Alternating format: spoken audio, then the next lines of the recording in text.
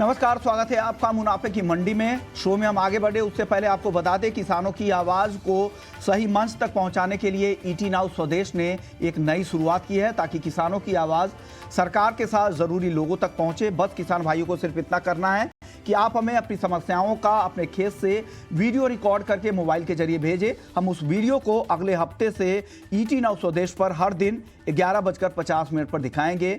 कोई किसान अपना वीडियो भेजने से पहले अपना नाम, अपने गांव, जिले और राज्य का नाम भी भेजे। साथ ही अपने फसल की जानकारी के साथ अपनी समस्याओं को भी भेज सकते हैं। आप हमारे नंबर 9136934058 पर अपना वीडियो हमें व्हाट्सएप कर सकते हैं। चलिए आगे बढ़ते हैं। अब अपने मेहमानों से आपका परिचय करवा दें। आज मुनाफे की मंडी में हमारे साथ 4 मेहमान हैं। कुणाल शाह हैं निर्मल बंग से, रवि देवरा है कुबरजी ग्रुप से, प्रथमेश माल्या है एंजल वन से और साथ ही मनोज कुमार जैन है पृथ्वी फिनमार्ट से। कुणाल जी, सबसे पहले आपके पास आएंगे। मनोज जी, आप बताइए, आज एक अहम डेटा है यूएस सीपीआई रिटेल महंगाई का। उससे पहले बाजार में तेजी दिख रही है, क्या लग रहा है, क्या उतार चढ़ाव भरा बाजार आज रहेगा? क्या करना चाहिए ट्रेडर्स को इस अहम आंकड़ों से पहले? नमस्कार ऋषुमान जी, बिल्कुल वॉलेटिलिटी यहाँ पे मार्केट में बनी हुई है, लेकिन एक अच्छी जो करेक्शन है हम कह सकते हैं कि सोने और चांदी की कीमतों में हमने देखी है।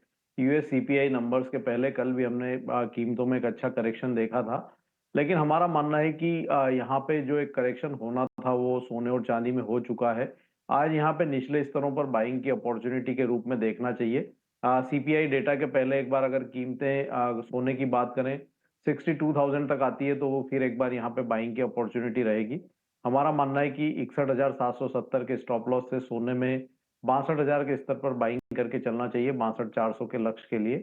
चांदी में भी एक अच्छा करेक्शन यहाँ पे हुआ है और हम सपोर्ट लेवल के काफी नजदीक है, तो यहाँ भी 71,900 के स्तर पर बाई की सलाह रहेगी। 71,550 का स्टॉप लॉस लगाएं, लक्ष्य यहाँ पे 72,800 का रहेगा। ओके, गोल्ड और सिल्वर मनोज जी को लगता है दोनों खरीद कर जाना चाहिए। हालांकि कुणाल जी आज शो में नहीं रहेंगे, उनकी तबीयत ठीक नहीं है, उनका भी मैसेज आया हुआ था। ये अपडेट आपके लिए एक दे दिया हूं। अब रवि जी, आप बताइए, गोल्ड और सिल्वर में आज क्या लग रहा है, क्या करना चाहिए? गोल्ड एंड सिल्वर में थोड़ा शॉर्ट कवरिंग है। हालांकि सिल्वर थोड़ी वॉलेटाइल है, उसमें बेस मेटल का जो सपोर्ट है वो अभी भी नहीं मिल रहा है, क्योंकि कल चाइना के जो डेटा है इसके पहले थोड़ा कंसोलिडेशन है। हालांकि मेरा मानना है कि ब्रॉडर जो रेंज है गोल्ड की वो 61,800 से 62,400 रहेगी। तो मेरे हिसाब से बाय ऑन डिप्स रहना है। अगर 60,000 के करीब गोल्ड मिले, बाय करे 61,800 के स्टॉप लॉस के साथ। ऊपर एक लिमिटेड अपसाइड 62,400 450 तक मिल सकते हैं। वहां पे एक बार डेटा के पहले मुनाफा वसूली कर लेनी चाहिए। ओके, तो ये सलाह रवि जी की तरफ से। प्रथमेश जी, आप बताइए, टेक्निकली आपको कैसा दिख रहा है ये मार्केट? 62,150 पे सोना है, 72,200 पे चांदी है, क्या करें? मेरे ख्याल से मैं भी दोनों काउंटर में बाय ऑन डिप्स की सलाह दूंगा। सोने को 62,060 यानी 62,060 के आसपास, गोल्ड का फरवरी वायदा बाय करने की सलाह रहेगी। 61,900 का स्टॉप रहेगा, ऊपर में टारगेट 62,430 के लिए रहेंगे।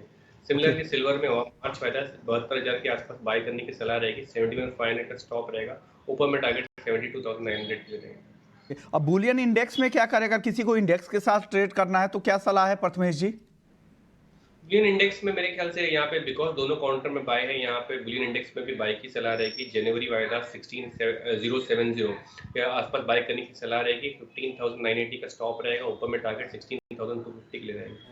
ओके, तो आपके पास दोनों ऑप्शन है, या फिर गोल्ड या सिल्वर में इंडिविजुअली ट्रेड करें, या फिर बुलियन इंडेक्स, दोनों का जो जहां पर समावेश है। बुलियन इंडेक्स 16,070 पे खरीदे 16,250 के टारगेट के लिए। अब बात कच्चे तेल की कर लेते हैं। मनोज जी, क्या लग रहा है? कल कमजोरी दिखी थी यूएस के क्रूड स्टॉक बढ़ने से, आज फिर से हल्की तेजी दिख रही है, क्या करें आज?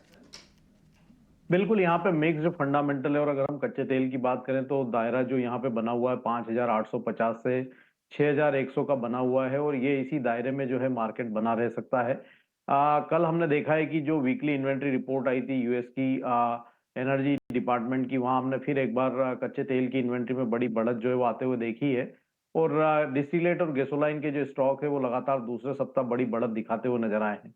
तो बड़ी तेजी की गुंजाइश नहीं है। हमारा मानना है कि दायरा जो है वो बना रह सकता है 5,850 से 6,100 का, तो रेंज में प्ले कर सकते हैं। लेकिन एनर्जी पैक में अगर रणनीति बनानी हो तो कच्चे तेल के बजाय यहाँ पे नेचुरल गैस जो है ज़्यादा फेवरेबल काउंटर रहेगा स्ट्रेटेजी बनाने के लिए।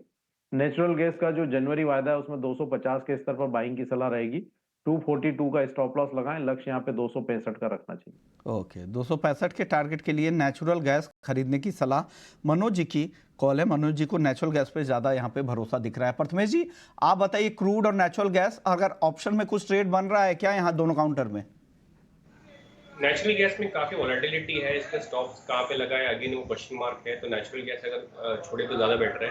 बट ऑप्शंस में मेरे ख्याल से अपॉर्चुनिटी है। 240 का पुट ऑप्शन जो है खरीदने की पॉसिबिलिटी दिखाई दे रही है। 9.5 रुपये की प्रीमियम पे मिल रहा है। 6 रुपये का स्टॉप लॉस लगा है, टारगेट 15 के लिए रखें। और सिमिलरली क्रूड काउंटर में वॉलेटिलिटी है, ऊपर में मेरे ख्याल से 6020 के आसपास इसको सेल करना चाहिए। 6110 का स्टॉप लगाना चाहिए, नीचे में टारगेट 5840 के रखना चाहिए। यानी प्रथमेश जी को लगता है क्रूड आप फ्यूचर्स में जाके सेल करें 6020 पे, 5840 के टारगेट के लिए 6110 का यहां पर स्टॉप लॉस लगाना है। नेचुरल गैस या तो आप फ्यूचर्स में सेल करें 260 पे 240 के टारगेट के लिए, या फिर आप पुट ऑप्शंस खरीद सकते हैं। 240 के स्ट्राइक की पुट खरीदने की सलाह प्रथमेश जी की तरफ से है। मनोज जी, आप बताइए, रवि जी, क्रूड पे और नेचुरल गैस पर क्या करें? आपको कहां भरोसा है? आप किस साइड जाएंगे?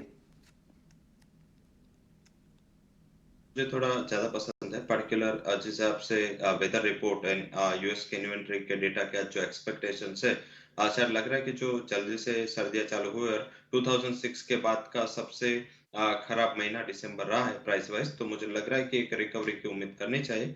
रिस्क रिवॉर्ड थोड़े फेवरेबल है, हालांकि जैसे प्रथमेश जी बता रहे थे, मनोज जी बता रहे थे, प्राइसेस थोड़े वोल्टाइल है, तो ऑप्शन का यूज करें।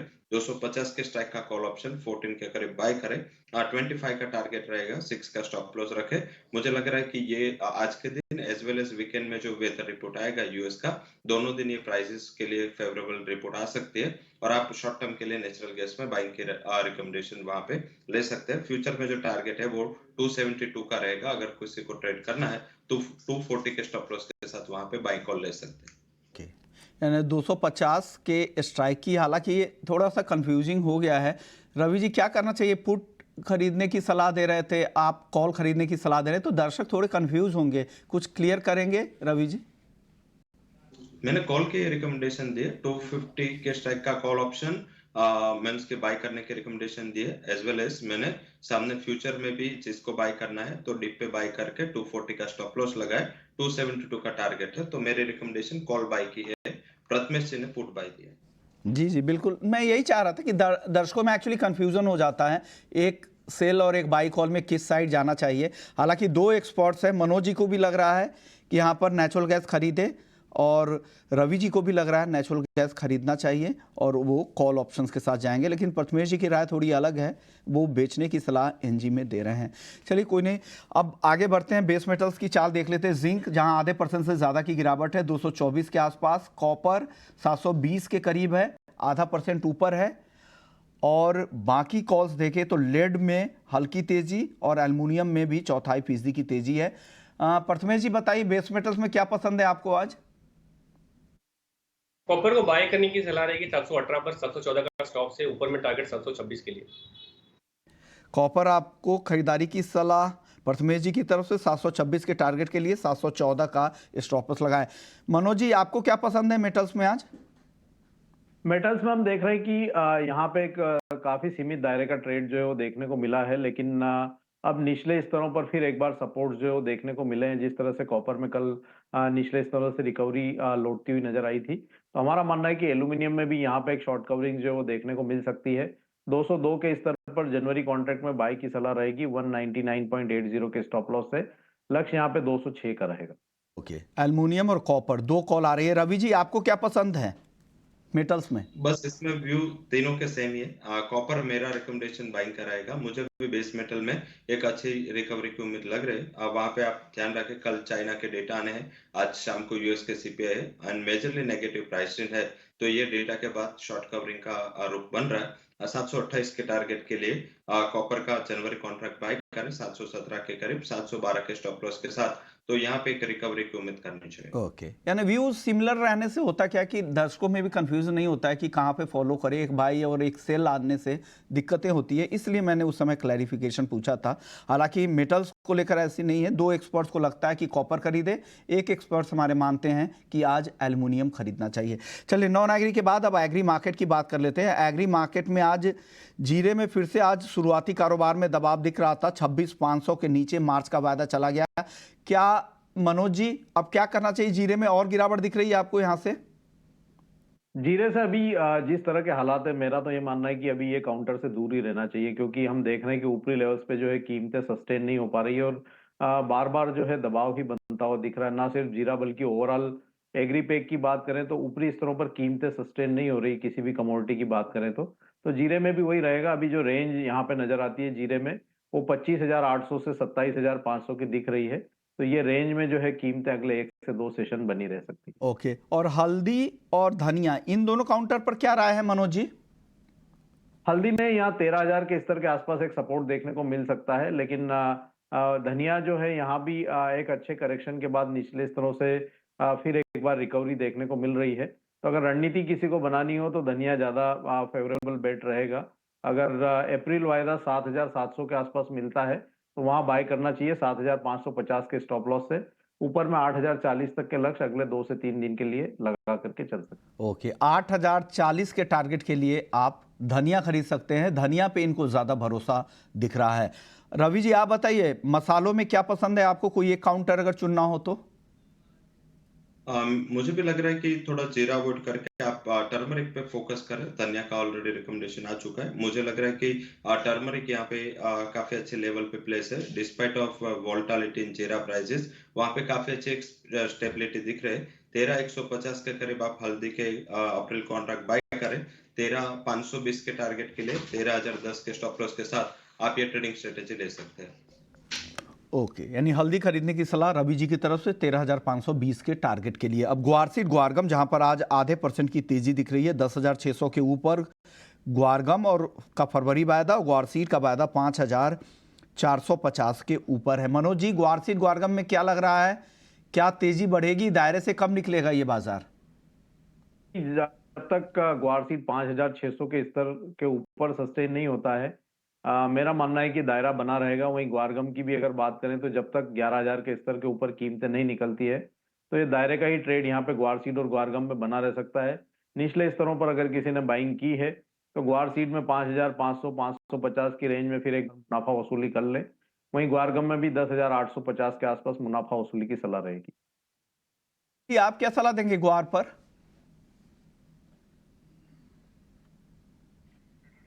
रवि जी, चलिए, रवि जी का नेटवर्क डाउन है, फिर से उनको जोड़ेंगे और ग्वार पर उनकी राय लेंगे। लेकिन साथ क्रिप्टो करेंसी मार्केट की भी चाल देख लेते हैं और वहाँ पर बता दें कि अमेरिकी securities regulator US securities and exchange commission यानी SEC ने बिटकॉइन को ट्रैक करने के लिए पहले US listed exchange traded funds को मंजूरी दे दी है। इस खबर पर बात करने के लिए हमारे साथ एक खास मेहमान हैं। हमारे साथ पार्थ चतुर्वेदी हैं, जो इन्वेस्टमेंट लीड है क्वाइन स्विच से। शुक्रिया पार्थ, आपने वक्त निकाला ET नाउ स्वदेश के लिए। इस खबर से क्या, इससे इंडियन जो इन्वेस्टर्स हैं जिनका क्रिप्टो में रुझान है या पार्टिसिपेंट्स हैं, उनको क्या फ़ायदा होगा? वो कैसे बिटकॉइन के ETF में निवेश कर पाएंगे? Thank you for having me on the show. First of all, ये बहुत ही बड़ा एक डेवलपमेंट है ये ETF अप्रूवल, और पूरी इंडस्ट्री के लिए एक सॉर्ट ऑफ लेजिटिमाइज करता है उस एसेट क्लास को। और अब इससे होगा क्या कि बहुत सारे बड़े जो एसेट मैनेजर्स हैं जैसे कि ब्लैक रॉक और फिडेलिटी, वो अपने क्लाइंट्स को बिटकॉइन का एक्सपोजर दे पाएंगे। तो इसको आप ऐसे देखिए कि मतलब इंडियन इन्वेस्टर को डायरेक्ट इम्पैक्ट कुछ नहीं है, बट ग्लोबली जो इंडस्ट्री है उस पर एक बहुत ही पॉजिटिव इम्पैक्ट पड़ेगा। और इसके साथ साथ हमें देखने को अभी इंडियन, अगर आप ब्लैक रॉक के कस्टमर हैं तो शायद आप उनके ETF को खरीद पाएं, या फिडेलिटी के कस्टमर है तो आप खरीद पाएं। बट रिटेल इन्वेस्टर के लिए अभी भी बेस्ट तरीका बिटकॉइन पर एक्सपोजर लेने के लिए इंडिया में जो FIU रेगुलेटेड एक्सचेंजेस हैं जैसे कि कॉइन स्विच, वहां पे आप बिटकॉइन खरीद सकते हैं और अदर क्रिप्टो एसेट्स भी खरीद सकते हैं। पार्थ, एक और सवाल, क्या बिटकॉइन के ईटीएफ को मंजूरी के बाद क्या बाकी इस तरह के क्रिप्टो करेंसीज में को भी मंजूरी मिल सकती है ईटीएफ के लिए भी क्या? तो अभी जो सेकंड सबसे बड़ी क्रिप्टो करेंसी है इथीरियम, उसका ईटीएफ ऑलरेडी एसईसी के पास अप्रूवल के लिए गया हुआ है। और अगेन ब्लैक रॉक जो सबसे बड़ा एसेट मैनेजर है, उसने ये ईटीएफ फाइल किया है। तो उसकी जुलाई की डेडलाइन है। तो हम एक्सपेक्ट कर सकते हैं कि उसके में लाइक उसके अप्रूवल को भी मंजूरी मिल जाएगी। तो अभी के लिए ये दो बड़े एसेट्स हैं जिन पे ईटीएफ आने के चांसेस हैं। बट एज एंड व्हेन और क्रिप्टो एसेट्स को सिक्योरिटीज ना मानकर कमोडिटीज माना जाएगा तो उनके ईटीएफ भी आ सकते हैं। ओ- कुछ नाम जो मैं बता सकता हूँ वो है रिपल, क्योंकि उनका एक केस हुआ था जिसमें प्रूव हो गया कि वो सिक्योरिटी नहीं है। सिमिलरली लाइट कॉइन एक होता है और एक बिटकॉइन कैश है, इथीरियम क्लासिक है। ये सारे टोकन्स हैं जिनका ईटीएफ आने के चांसेस हैं। ओके पार्थ, अब अगला मेरा सवाल होगा, अगर कोई बिटकॉइन ईटीएफ में निवेश कर रहा है तो उसके लिए क्या क्या पोटेंशियल रिस्क आपको दिखते हैं? इसको आप ऐसे समझिए कि ये आपका पोर्टफोलियो का पूरा पोर्टफोलियो केवल क्रिप्टो नहीं हो सकता या बिटकॉइन ईटीएफ नहीं हो सकता। आपके पोर्टफोलियो का एक छोटा पार्ट होना चाहिए। और मैं ये क्यों कह रहा हूँ, क्योंकि अगर आप रिस्क एडजस्टेड रिटर्न्स देखें बिटकॉइन को ऐड करने का आपके पोर्टफोलियो के बाद, तो आपका ओवरऑल पोर्टफोलियो का रिटर्न बेटर हो जाएगा। उसके अलावा मतलब major risk is over exposure. उसके अलावा आपको फिडेलिटी की रिपोर्ट है कि आपको थोड़ा बहुत अपना एलोकेशन क्रिप्टो की तरफ देना चाहिए, जैसे कि आप स्मॉल कैप स्टॉक्स को देते हैं या गोल्ड को देते हैं। उसी तरह आपको अपने ब्रॉडर पोर्टफोलियो में थोड़ा बहुत एक्सपोजर बिटकॉइन का लेना चाहिए। और एक अब आखिरी सवाल पार्थ आपसे ये होगा, जो इम्पैक्ट क्या होगा बिटकॉइन की जो ईटीएफ्स होंगे उससे ट्रेडिशनल जो फाइनेंशियल इंस्टीट्यूशंस हैं उनके जो प्रोडक्ट्स हैं, क्या उस पर असर होगा? क्या गोल्ड में जो पैसा आ रहा है उसमें भी कुछ कमी आएगी इस ईटीएफ की वजह से? एसेट रीबैलेंसिंग देखने को मिल सकता है? जी, आपने एकदम सही बात बोली है। एंड बिटकॉइन को बोलते हैं डिजिटल गोल्ड, क्योंकि वो डायरेक्टली compete करता है एक स्केर्स एसेट के साथ। बिटकॉइन का मेन वैल्यू प्रोपोजिशन यही है कि उसका सप्लाई जो है फिक्स्ड है, उसका सप्लाई चेंज नहीं हो सकता, इसलिए आप उसको स्टोर ऑफ वेल्थ की तरह देख सकते हैं। एंड ट्रेडिशनल इंस्टीट्यूशंस की जो आपने बात करी है, उनके लिए एक तरीके से ये एक नया व्हीकल है to invest in bitcoin price. तो अभी तक क्या होता था, अगर आपको बिटकॉइन का प्राइस एक्सपोजर चाहिए तो आपको स्पॉट बिटकॉइन खरीदना पड़ता था, जिसकी कस्टडी का प्रॉब्लम है, जिसमें आपको टेक नो हाउ चाहिए। अब ईटीएफ के साथ होगा कि आपका ये सारा काम ईटीएफ प्रोवाइडर्स करेंगे, ब्लैक रॉक करेगा। तो आपको बस ईटीएफ खरीदना है और प्राइस अगर ऊपर जाएगा तो आपके ईटीएफ की वैल्यू बढ़ेगी। तो हमारे हिसाब से लाइक एस्टिमेट्स हैं कि केवल आप ब्लैक रॉक और फिडेलिटी जैसे बड़े नाम लें तो उनके पास $1 ट्रिलियन वर्थ ऑफ एसेट्स हैं। उसका अगर 1% भी क्रिप्टो में इन्वेस्ट होना शुरू हो जाता है तो बहुत भारी डिमांड आने की चांसेस हैं। शुक्रिया पार्थ, आपने वक्त निकाला हमारे दर्शकों को बताया कि बिटकॉइन ईटीएफ में क्या उसकी क्या फ़ायदे और क्या नुकसान हो सकते हैं, और रिटेल पार्टिसिपेंट्स के लिए अभी क्या दिक्कत है, वो क्यों नहीं, इंडिया के जो रिटेल पार्टिसिपेंट्स हैं वो यहाँ पर क्यों नहीं अभी खरीदारी कर सकते हैं। लेकिन अमेरिका में मंजूरी दी गई है और ऐसे 11 आवेदनों को मंजूरी दी गई है, जिसमें जो बड़े नाम हैं जिनके ईटीएफ को मंजूरी दी गई है उनमें black rock, arc investments, Fidelity और इन्वेस्को जैसे बड़े नाम भी शामिल है। चलिए, करेंसी मार्केट की हम बात कर रहे थे, क्रिप्टो करेंसी की, तो अपने यूएसडी आईएनआर की चाल भी देख लेते हैं। तो आज रुपए में डॉलर के मुकाबले अच्छी मजबूती दिख रही है, करीब 10 पैसे की मजबूती दिख रही है। अब 82 रुपये 95 पैसे के आसपास रुपया डॉलर के मुकाबले ट्रेड कर रहा है। मनोज जी, क्या लग रहा है, ये मजबूती और बढ़ेगी क्या रुपए में? बिल्कुल बढ़ना चाहिए। हम जिस तरह से जो ग्रोथ के अनुमान देख रहे हैं इंडिया के, और दूसरा यहाँ पे जो इक्विटी मार्केट है वहाँ लगातार बढ़त है, कच्चे तेल की कीमतों में भी नरमी देखने को मिल रही है, तो ये तेजी है एक्सटेंड होती हुई नजर आएगी। और हमारा मानना है कि 82.80 जो जनवरी का फ्यूचर अभी 83 रुपीज के आसपास चल रहा है, तो वहाँ लगभग 20 पैसे तक की बढ़त और अगले 1 से 2 दिनों में देखने को मिल सकती है। 83.15 के स्तर मिले तो बिल्कुल बिकवाली करके चलना चाहिए। 83.35 के लिए लक्ष्य यहाँ पे 82.80 का रहेगा, और सेकंड जो लक्ष्य है वो 82.70 तक का भी रख करके चल सकता है। चलिए, करेंसी मार्केट के बाद हम एग्री मार्केट में ग्वार पर रवि जी का व्यू नहीं ले पाए थे। ग्वार पर रवि जी बताइए, आपको क्या लग रहा है, क्या तेजी और बढ़ेगी ग्वार सीड ग्वारगम की यहाँ से? बहुत टैपिड मार्केट है वहाँ पे, demand as well as supply. अगर फिजिकल मार्केट की भी बात करें तो वहाँ भी कुछ ज्यादा बढ़त नहीं है, मतलब सप्लाई भी कमजोर है, सामने एक्सपोर्ट डिमांड भी काफी कमजोर है, तो इस हिसाब से लग रहा है कि एक रेंज बाउंड ट्रेड ही रहेगा। हालांकि प्राइसेस ने 5280 का काफी सपोर्ट है उसको रिस्पेक्ट गुआर सीड ने किया। 10,280 का सपोर्ट गुआर गम में भी है, तो मुझे लग रहा है कि ये सपोर्ट थोड़ा रिस्पेक्ट होना चाहिए। थोड़ी एक्सपायरी जो है ये कंप्लीट होगी तब तक रेंज बाउंड रहेगा। एक्सपायरी के बाद कुछ अच्छी रिकवरी की उम्मीद करनी चाहिए। लेवल स्पेसिफिक आप बाय कर सकते हैं गुआर गम को, वहां पे थोड़ी वोलेटिलिटी अच्छी होती है। 10,500 के करीब गुआर गम बाय करें, स्टॉप लॉस 10,280 का लगाए और 10,880 के टारगेट आपको गुआर गम में आते हुए दिख सकते हैं। मनोज जी फटाफट से कॉटन केक और कपास इन दोनों पर राय दीजिए। कॉटन सीड ऑयल केक में कल हमने सपोर्ट लेवल जो वो टूटते हुए देखे थे, तो यहाँ पे जो है 2666 तक के जो स्तर है वो फरवरी वायदा में देखने को मिल सकते हैं। वर्तमान लेवल से भी 25-30 रुपए की गिरावट की संभावना और लगती है। और जो आइस कॉटन वायदा है वहाँ लगातार गिरावट देखने को मिली है। तो जो NCDEX कपास वायदा है यहाँ भी एक बार 1510 तक के जो स्तर है वो देखने को मिल सकते हैं। तो अभी शॉर्ट साइड में बढ़ने रह सकते हैं। वर्तमान लेवल से लगभग 1 से 1.5% की गिरावट और देखने को मिल सकती है। ओके, शुक्रिया रवि जी आपका, मनोज जी आपका, प्रथमेश जी आपका, आप लोगों ने वक्त निकाला। चलिए मुनाफे की मंडी को यहीं समेटते हैं, लेकिन जाते जाते आपको बता दें कि किसानों की आवाज़ सही मंच तक पहुंचाने के लिए ET नाउ स्वदेश ने नई शुरुआत की है, ताकि किसानों की आवाज़ सरकार के साथ हर जरूरी लोगों तक उनकी आवाज़ पहुंचे। बस किसान भाइयों को सिर्फ करना इतना है कि वो अपने मोबाइल फ़ोन के जरिए अपना वीडियो बनाएं, अपने समस्याओं की जानकारी हमें दे और हमारे नंबर 9136934058 पर अपना वीडियो हमें व्हाट्सएप करें। आपके वीडियो को, आपकी समस्याओं को ET नाउ स्वदेश अगले हफ्ते से 11:50 पर दिखाएगा।